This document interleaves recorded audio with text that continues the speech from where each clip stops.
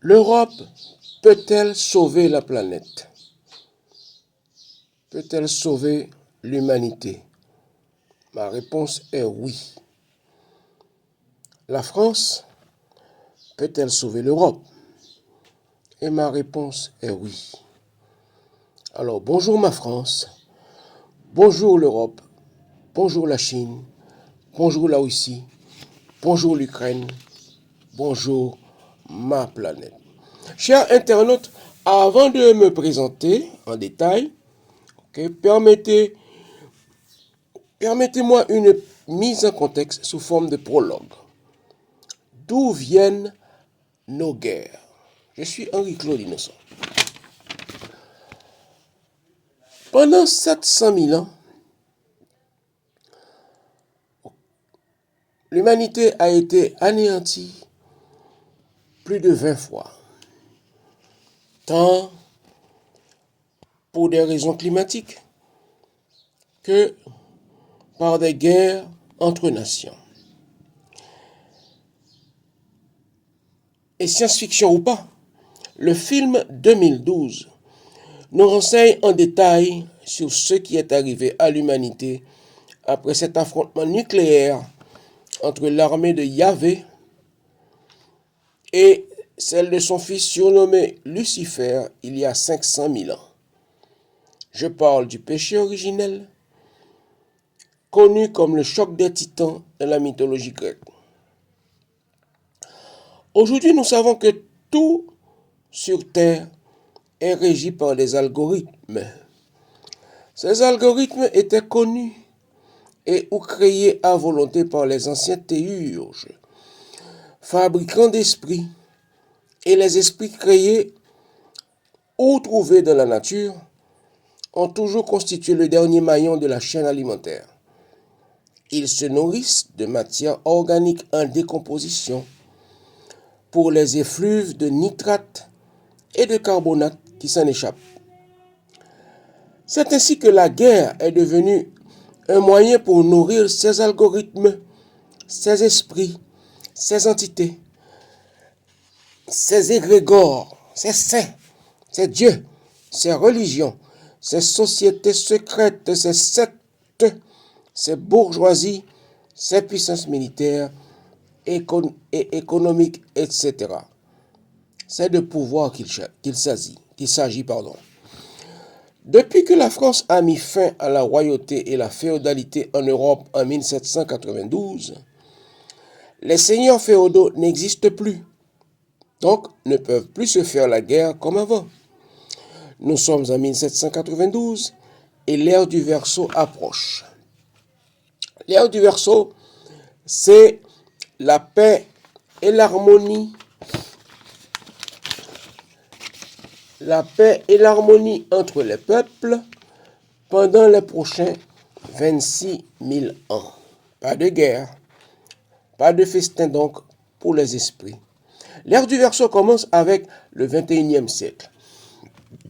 Et depuis 1912, quelqu'un projette d'anticiper l'ère du Verseau. Ce quelqu'un a besoin de sang humain et de chair humaine frais pour nourrir les entités égyptiennes cannibales sorties de musées en Europe pour empoisonner l'ère du Verseau en inaugurant une culture de la guerre entre les États en lieu et place des seigneurs féodaux. Paris réussit 1914-1945.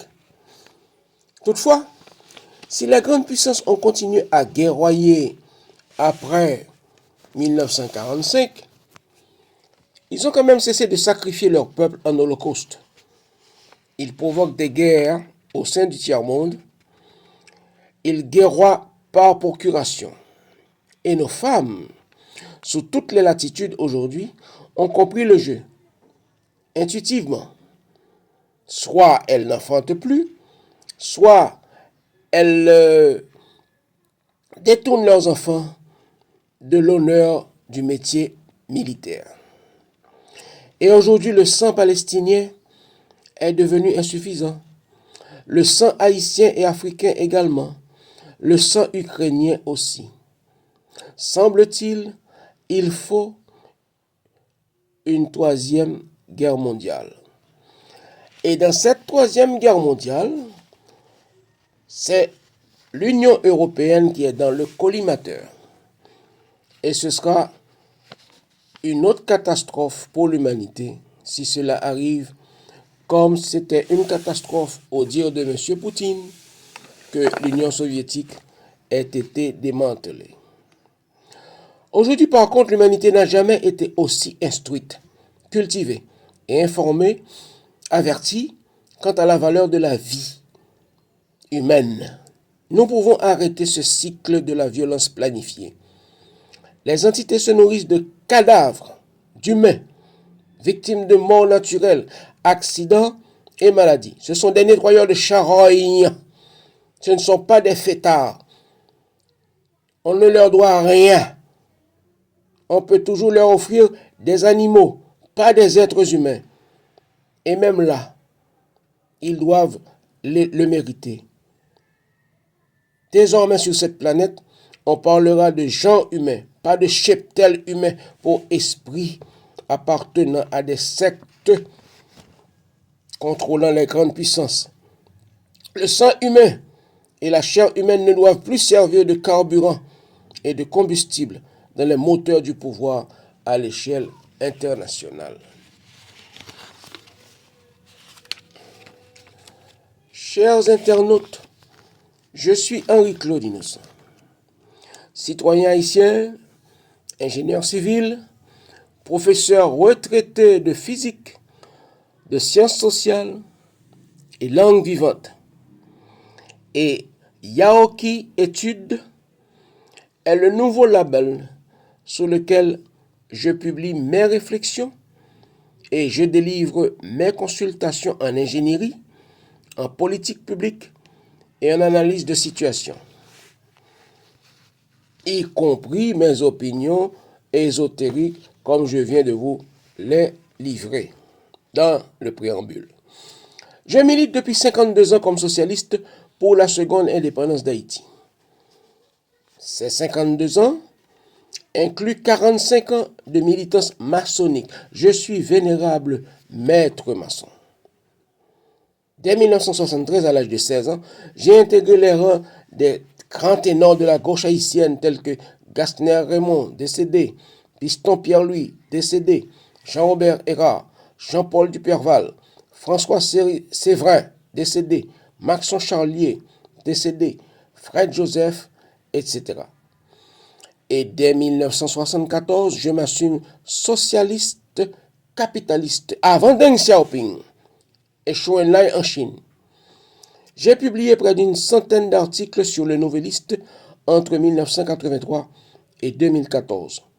Et depuis 2024, j'ai une vingtaine de vidéos sur YouTube, dont 5 consacrées à Donald Trump. Mon parcours au sein du CNED. Je suis professeur retraité. Comme professeur d'économie, puis professeur de géographie générale pour le bac français, m'a permis de suivre les débats sur la situation qui prévaut dans le monde depuis la naissance du concept de mondialisation dans les années 90, ou de globalisation pour certains. Ce que j'ai compris de ces débats à date se résume dans les 2 titres de cette vidéo. 1. La balle de la crise mondiale est dans le camp européen depuis une bonne vingtaine d'années. 2. Encore une fois, la France devra s'assumer comme le peloton de tête, le fer de lance de la révolution mondiale, comme en 1789, comme en 1941, et pas pour sa petite bombe atomique. Introduction formelle maintenant et remarque. Une première remarque. Les 4 portraits de personnalité très choyés par moi de l'opinion française ci-dessus, sont seulement des symboles du narratif non officiel français, je suppose. Mais j'ai identifié sur les réseaux sociaux une bonne trentaine d'internautes qui, à mon avis, font encore honneur à la France, à côté de ces quatre.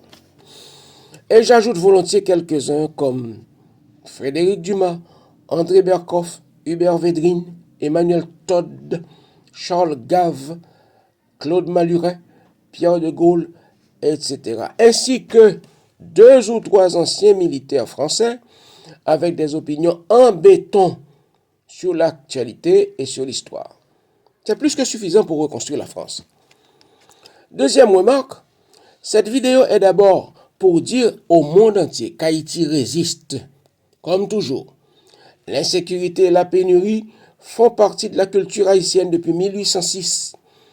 C'est notre guerre d'indépendance qui continue après l'assassinat de Dessalines. Sauf qu'aujourd'hui, depuis le tremblement de terre du 12 janvier 2010, nous, Haïtiens, avons entamé la dernière ligne droite vers notre seconde indépendance et vers la vérité sur l'identité de Dieu avec des majuscules et du Dieu avec des minuscules de la Bible. On ne dépose pas les armes quand, finalement, après 200 ans, on aura identifié son ennemi. Haïti sait aujourd'hui qui est cette chose immonde, cet algorithme cannibale, qui se moque de l'humanité du haut de la croix catholique. L'ennemi d'Haïti n'est ni la France ni les USA, sinon le Vatican depuis 1492. C'est maintenant que commence le combat du peuple haïtien pour sa seconde indépendance. Cette prise de parole, donc, troisième remarque, cette prise de parole est un appel au réveil de la France, qui, somme toute, ressemble trop à Haïti, son complice antagonique en 1789 pour la liberté, l'égalité et la fraternité. Je m'explique. Comme la France, Haïti fait face à un conflit de génération depuis mai 68. Ce conflit en France se trouve combiné aujourd'hui à un manque d'hommes et de femmes courageux et cultivés. Mais plus que tout, la jeunesse française en général ne semble pas prête à accepter une autorité intellectuelle, sinon révolutionnaire, du moins antifasciste. L'activité intellectuelle part dans tous les sens en France. Par exemple, on ne peut pas dire à Madame Galacteros, par exemple, dans un débat télévisé qu'elle dit n'importe quoi. On peut avoir raison face à un adulte, mais l'âge, l'image et le voyage dans le temps invitent au respect. Une jeunesse qui ne respecte pas ses vieux ressemble à un lumpenprolétariat. C'est trop évident qu'il n'y a plus de service militaire en France. Et il faut le dire, en matière de mise en commun intellectuelle, il semble que les Allemands pourraient faire la leçon aux Français. En effet, je me suis laissé dire que les Allemands, lors d'une action commune, ils s'entendent sur l'essentiel, puis ils s'engagent.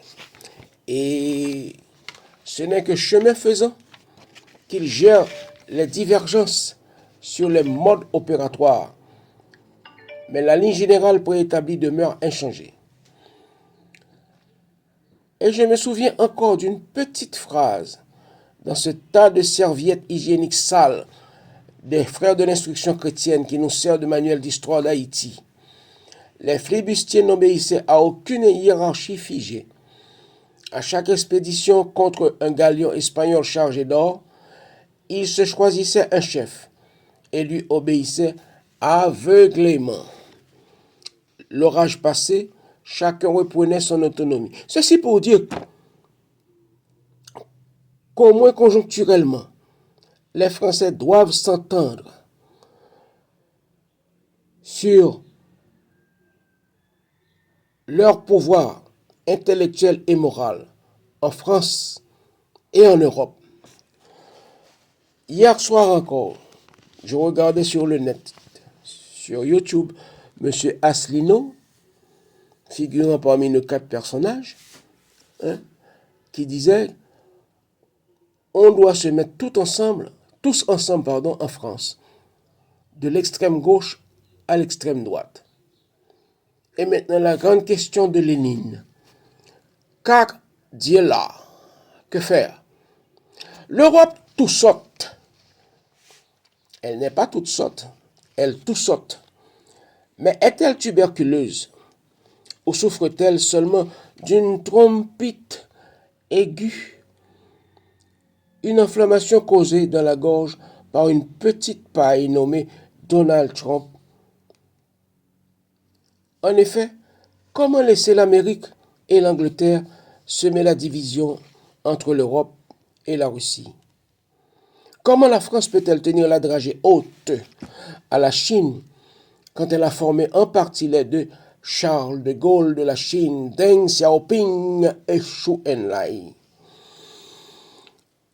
Et pourquoi cette peur injustifiée de Donald Trump? Donald Trump n'est qu'un gros chat, gâté par une Amérique inculte et poltronne à laquelle en 2020 il a fait croire qu'il était un tigre. Comment avoir peur d'un président américain élu en Haïti, avant les élections américaines, par la sorcellerie d'une société secrète haïtienne, le Bizango, tout comme John Fitzgerald Kennedy en 1947, 10 ans avant son élection aux États-Unis, et Bill Clinton lors de son deuxième mandat, avant Donald Trump. Les Haïtiens, nous avons tous les maux du monde, mais on se marre de cette énorme peluche président, car on connaît son histoire. Les Haïtiens, nous laissons courir Donald Trump. On le laisse courir. On le laisse gesticuler pour ne pas affaiblir Poutine. Parce que l'Europe n'a pas compris que Poutine est européen aussi. On laisse courir Donald Trump, d'autant que la Chine peut en faire une seule bouchée quand sa patience sera à bout. En 1963, j'avais 6 ans, et le pays réel haïtien qui a élu Kennedy, mais ce pays réel n'a eu qu'à lâcher Kennedy pour que l'oligarchie américaine termine le travail. Pauvre Elon Musk, trop jeune et trop ingénu. Je vous invite donc à visionner mes vidéos sur Donald Trump sur YouTube. L'Europe souffre donc d'une maladie imaginaire. L'Europe n'est pas malade. L'Europe a perdu le cap. Les Européens, vous ne devez pas accepter qu'une grande puissance sans idéologie, sans projet de société, vous fasse mouiller vos braguettes et plus. Et c'est encore une Jeanne d'Arc, pacifiste, cette fois-ci, qui dira dans un débat sur TVL, « Moi, je veux qu'on me dise pourquoi nous devons faire la guerre à la Russie. » Mais Madame Galacteros, aurait dû ajouter que la guerre en Ukraine est une guerre civile et pas une guerre internationale. Période. La France peut et doit sauver l'Europe pour que l'Europe paye sa dette morale envers l'humanité. Cette dette morale à cause de l'imposture chrétienne et la malignité du Vatican pendant 2000 ans. Et l'Europe sauvera la paix et le progrès sur notre planète si elle se réconcilie avec la Russie, si elle dissout l'OTAN ou la reconvertit et si elle raisonne l'Ukraine. En effet, la guerre en Ukraine est trop artificielle, trop voulue, pour qu'elle ne se déchaîne pas en conflit qui s'étende à la Chine et les BRICS+, c'est-à-dire une troisième guerre mondiale. Encore une fois, pour trouver de la chair et du sang humain frais afin de nourrir ces saloperies d'entités cannibales et consolider certains pouvoirs occultes, comme les sages de Sion, quel que soit le nom qu'ils portent aujourd'hui. Nous ne pouvons pas entrer en guerre sans que ce soit au nom d'une doctrine, mieux, au nom d'un nouveau contrat social, au nom de nouveaux projets de société mondiale. Que faire? Mais surtout, comment et pourquoi le faire? Pourquoi 1789 a-t-il réussi et porte des fruits jusqu'à présent? Aujourd'hui encore. L'industrie, le capitalisme, la journée de 8 heures, l'abolition du travail des enfants, des emplois hors du foyer pour les femmes, la modernité, la démocratie. Et pourquoi 1914-1945 n'a produit que 30 années d'abondance? Les 30 gouttes glorieuses. 30 ans de guerre pour 30 ans d'abondance? La réponse est simple. En 1789, on a pensé planète, humanité, humanisme, éthique. Toutefois, la grosse erreur de 1789 a été de laisser courir le responsable de tous les déboires de l'humanité. À date, le christianisme, le catholicisme, made in Rome.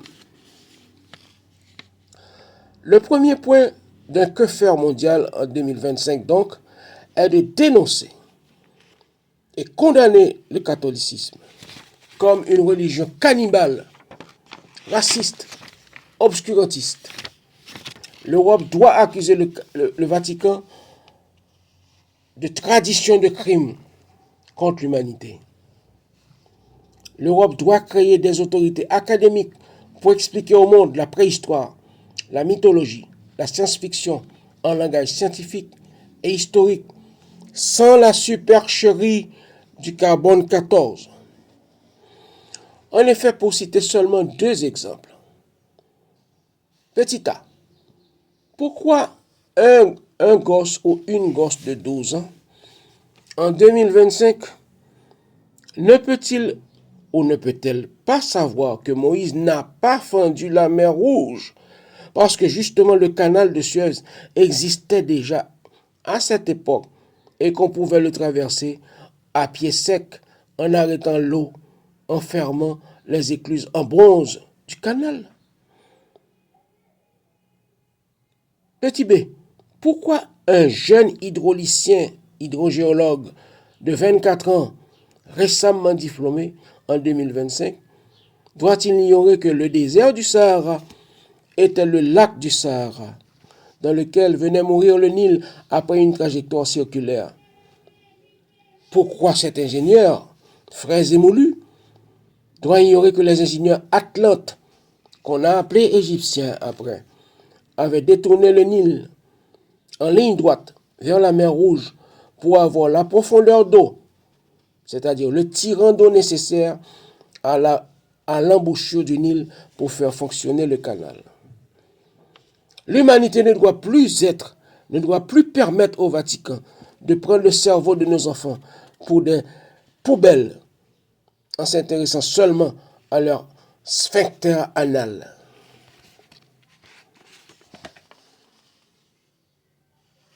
Deux.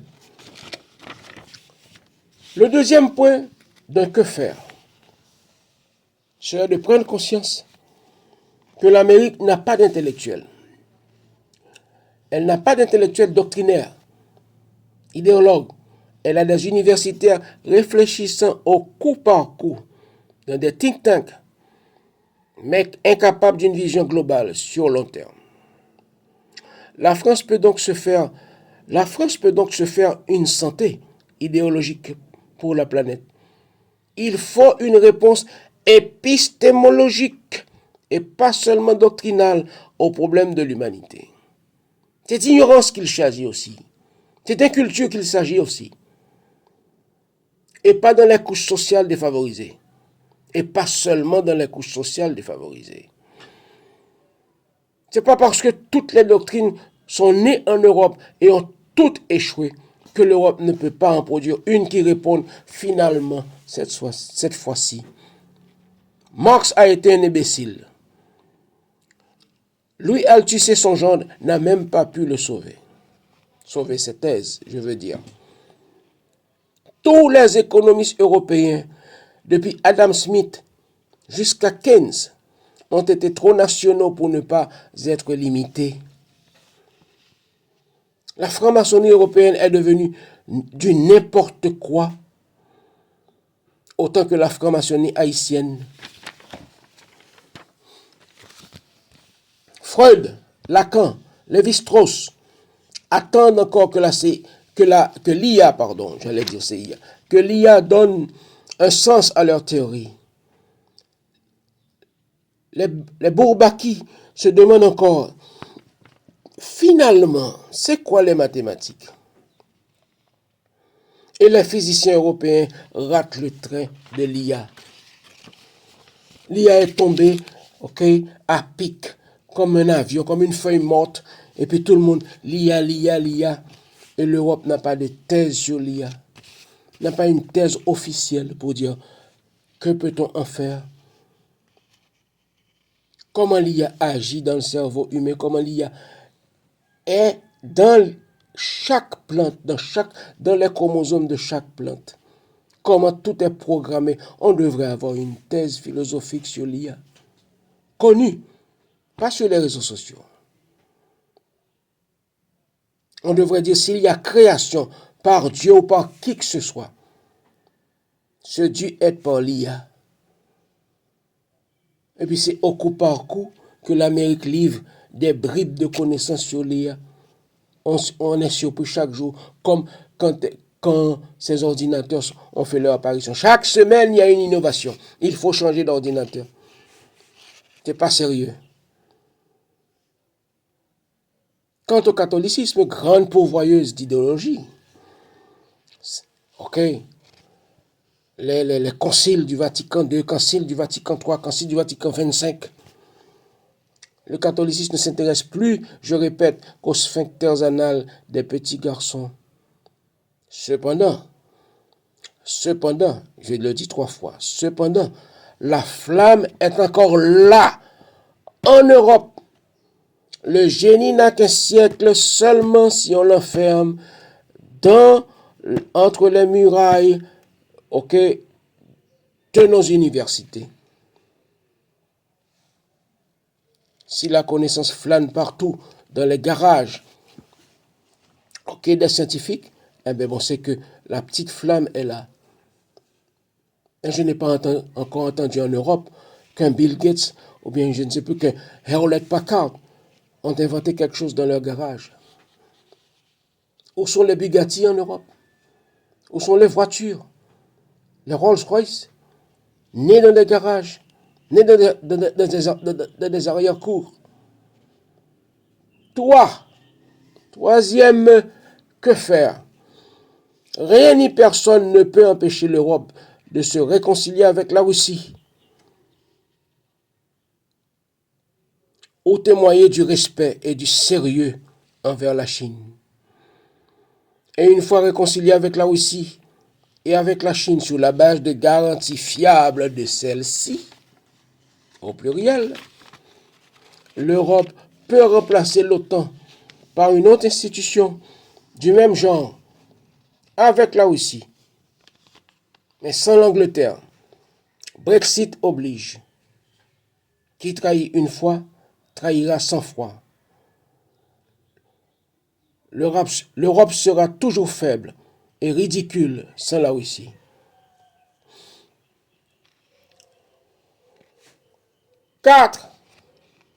Quatrième point de que faire. La France libère ses colonies et transforme la francophonie en un marché commun type Commonwealth. La langue française est plus belle sans la misère physique et morale.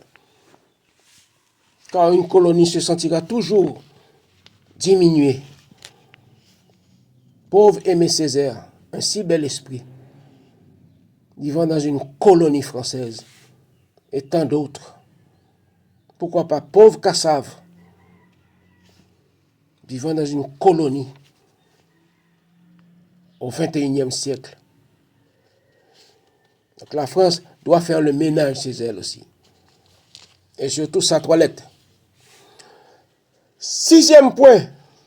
L'Europe déclare solennellement que l'Ukraine et la Russie ont décidé de faire la paix et que la Russie participera dans la reconstruction de l'Europe aux côtés de l'Europe, de la reconstruction de l'Ukraine aux côtés de l'Europe. 7. C'est le clou de l'affaire. En Haïti, on dit, c'est le maman pemba. C'est-à-dire, c'est l'éléphant. C'est le rhinocéros de l'affaire, de la liste. L'Europe offre l'euro au BRICS Plus avec les avantages qu'exige l'heure. C'est-à-dire, l'Europe frappe en plein cœur de l'Amérique. On va remplacer le dollar comme la monnaie la plus forte. Après, on verra. Comme j'ai dit tout à l'heure, l'orage passé, chacun peut-être reprendra son autonomie monétaire.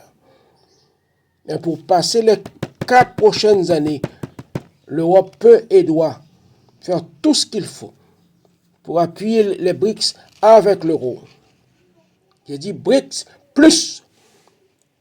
8. La France prépare des candidats sérieux pour l'après-Macron. En effet, dans cette révolution planétaire, économique, épistémologique et éthique, la France a besoin d'un président fort ou une présidente forte, cultivée, une figure internationale. Comme vous pouvez le voir parmi ces 4 photos, ces 4 portraits, qui sont des symboles, des suggestions, eh bien, je suis obsédé par Dominique de Villepin et Claude Maluret pour leur culture immense. Mais ils sont trop sages, trop prisonniers de leur logique implacable. Il leur manque un gilet jaune dans le cœur. Il leur manque de la fronde dans le cœur. Ils sont trop cérébraux pour cette situation révolutionnaire et coquine. Il faut être coquin dans ce jeu. Lénine et De Gaulle n'étaient ni cartésiens ni dialecticiens. Lénine était léninien, De Gaulle était gaullien. De Villepin ou Maluret, Premier ministre, oui, je jubile. Mais il faut à la France un leader qui puisse rassembler Français et Européens contre les nouveaux Hitler. Et le premier leader français qui sache taire son arrogance face à la Russie et la Chine sauvera la paix dans le monde. Madame Galacteros, femme de poigne, pacifiste dans l'âme, est une potentielle marraine pour la France qui, à mon humble avis, peut déverser la Seine dans le Vésuve en flammes pour sauver l'Europe. Je soupçonne une excellente stratège en elle. Quant à Madame Le Pen, son racisme n'altère en rien mon respect pour son audace, pour son courage donc. Tant que l'Afrique n'est pas au menu.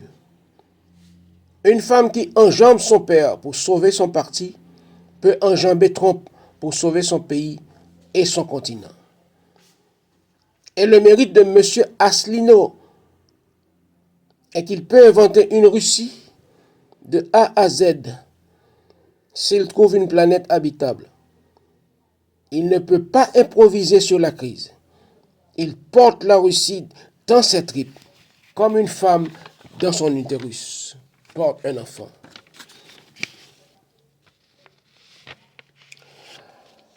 Et maintenant, chers internautes, au lieu de conclusion, je poserai une question. La question que beaucoup se posent.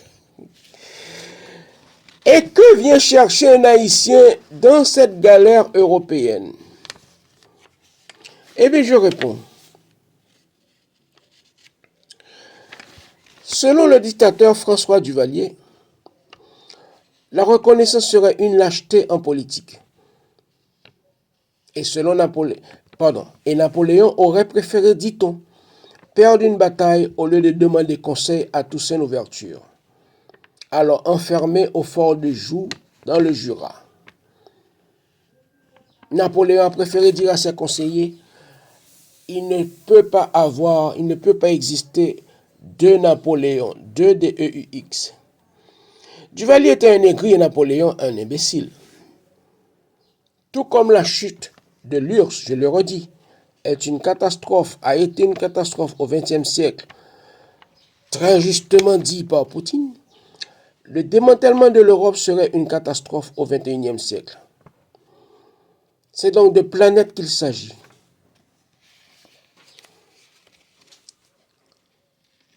Alors, s'il s'agit de planètes, je suis haïtien, français, russe, allemand, ukrainien, américain. Car l'Afrique sera la première à partir d'une catastrophe en Europe. Et puisqu'il s'agit de lâcheté et d'ingratitude, c'est-à-dire de non-reconnaissance, de dette, et si un jour la France paye un seul centime à Haïti comme dette de l'indépendance, ce sera une lâcheté, tant pour la France que pour Haïti. La France, si elle le veut, peut s'entendre avec Haïti sur de nouvelles bases pour continuer ce qu'elles ont commencé ensemble en 1793, avec le geste de Sontonax envers les esclaves. Chers internautes, vous me permettez une petite épilogue. En 1971, le système solaire commença son entrée dans la constellation du Verseau. Encore une fois, je serai galactique, planétaire et voilacté. Et ceci implique que les algorithmes qui régissent les forces contraires au progrès de l'humanité vont être désactivés dans notre galaxie, la Voie lactée, pendant les prochains 26 000 ans. En termes religieux, ceci veut dire que les forces dites du mal n'auront plus prise sur les humains. Ceci implique que nous, les humains, nous coloniserons d'autres planètes habitables plus grosses que la Terre. Pas de petits déserts ridicules de la taille de Mars. Et le niveau Bac 2 actuel en éducation sera considéré comme de l'analphabétisme dans 70 ans. Nous devons donc moderniser tous les pays et préparer tous les peuples à soutenir cette modernité et à jouir d'elle. C'est ce que la Chine est en train de faire, peut-être sans le savoir. En Russie, en 1917, les cosmistes savaient tout de l'ère du Verseau. Mais ils ont été rasés par les bolcheviks parmi d'autres mouvements intellectuels tels l'anarchisme par exemple. Ils ne rêvaient pas, ils avaient de solides connaissances en cosmographie et savaient comment accéder à plusieurs planètes habitables. Amis internautes, parallèlement à nos efforts pour réconcilier l'Europe et la Russie, mettons-nous au travail pour préparer l'ère du Verseau. L'ère du Verseau a été annoncée par les grands occultistes comme l'ère de l'abondance et de l'électricité gratuite partout et pour tous. Mettons-nous au travail. Merci.